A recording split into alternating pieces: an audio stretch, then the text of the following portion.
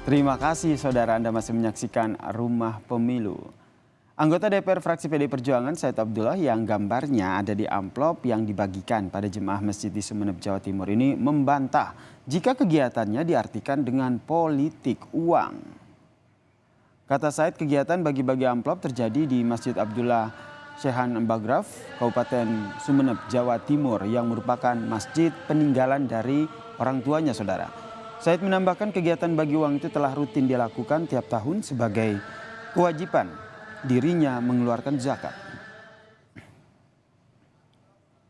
Bagian uang itu dan pembagian sembako adalah bagian dari gotong royong yang dilakukan DPC PDI Perjuangan se-Madura dan juga bekerjasama dengan aparatur desa, tentu dalam hal ini kepala desa. Dibagikannya kepada siapa? Kepada masyarakat yang tanda kutip di bawah garis kemiskinan, yaitu yang miskin ekstrim. Sebanyak berapa? Totally 175.000. Di berbagai media sudah dimuat sih kalau itu. Dan plus uang. Nah, uangnya itu kebetulan dibagi di titik di mana kebetulan masjidnya masjid orang tua saya. Apakah itu melanggar kampanye? Ini bukan waktunya kampanye. Apakah itu melanggar pencalonan? Caleg pun pencalekan juga belum. Sebelumnya saudara, beredar video bagi-bagi amplop warna merah berisi uang pecahan Rp100.000 dan juga Rp50.000 diduga dibagikan kepada jemaah sholat tarawih di sebuah masjid di Sumeneb, Jawa Timur saudara. Amplop berisi uang, di mana amplop ini berfotokan PLT Ketua DPD PD Perjuangan Jawa Timur Said Abdullah dan juga foto Bupati sekaligus Ketua DPC PDIP dari Sumeneb yaitu Ahmad Fauzi.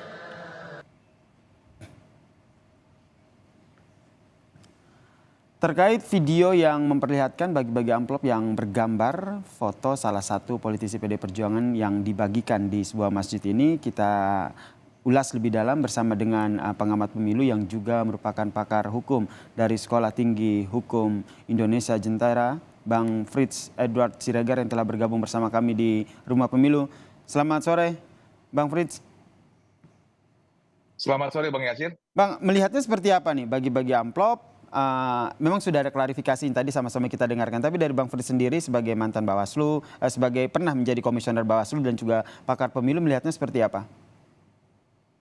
Ya, kalau Bang Yasir dan teman-teman sekalian, saya melihat bahwa ini adalah bagian dari ketidaktegasan KPU atau Bawaslu untuk mengatur bagaimana persoalan yang kita hadapi sekarang. Apakah ini persoalan sosialisasi ataukah ini persoalan kampanye? Memang benar kalau kita mengacu kepada pasal 275 terkait dengan kampanye itu mengatur mengenai metode kampanye. Tapi juga telah diatur dalam pasal 279 yang mengatakan bahwa kampanye tersebut harus diatur ataupun waktunya harus diatur dengan keputusan KPU. Sampai sekarang kan tidak ada pengaturan soal kampanye.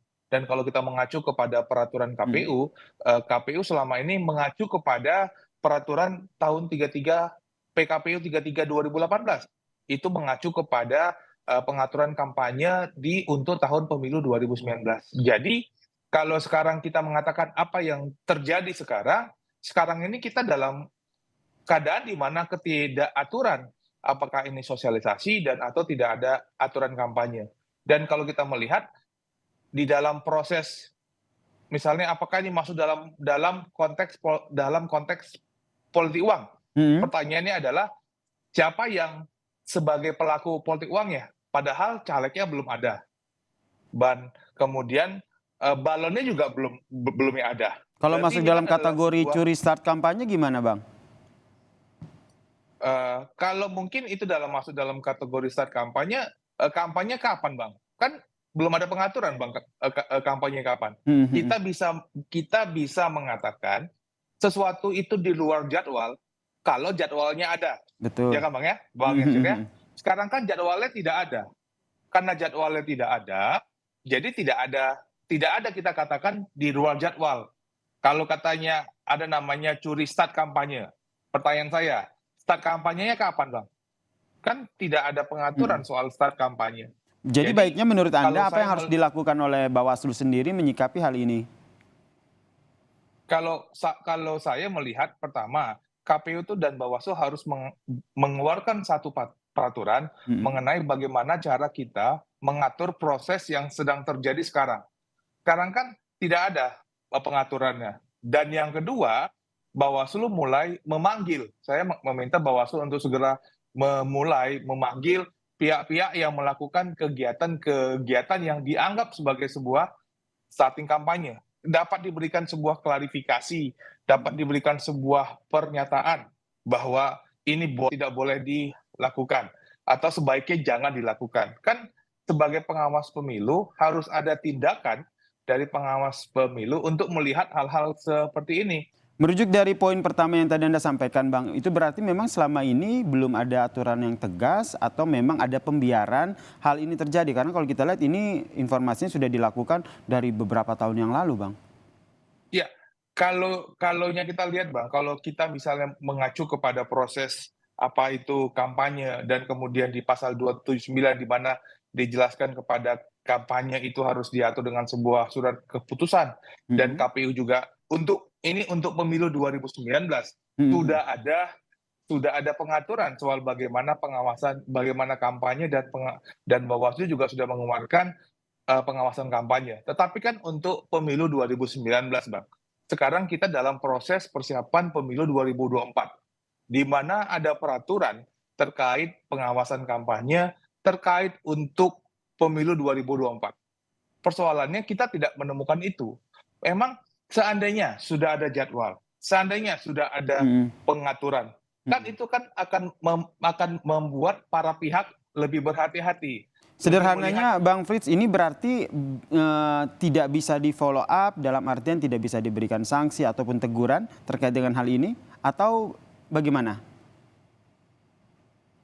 Kalau saya melihat bahwa apabila Bawaslu mengambil peran dalam mengatasi hal ini, step in, kemudian memanggil bahwa melakukan pemeriksaan, kan ada efek jerahnya, Bang. Mhm, Misalnya, mhm, kalau kita mhm. melihat bahwa, wah ini masuk atau tidak masuk dalamnya politik uang, misalnya, mungkin akan ada perdebatan, oh ini belum ada jadwal kampanye. Tetapi kalau misalnya ada proses pemanggilan oleh Bawaslu, kemudian dilakukan klarifikasi oleh Bawaslu, meskipun kemudian ternyata Bawaslu memutuskan ini belum ada jadwal, ini belum terbukti, atau ini masuk dalam konteks sosialisasi, Mhm. setidaknya itu kan memberikan efek jerah, Bang, kepada para teman-teman lain yang ingin melakukan hal yang sama.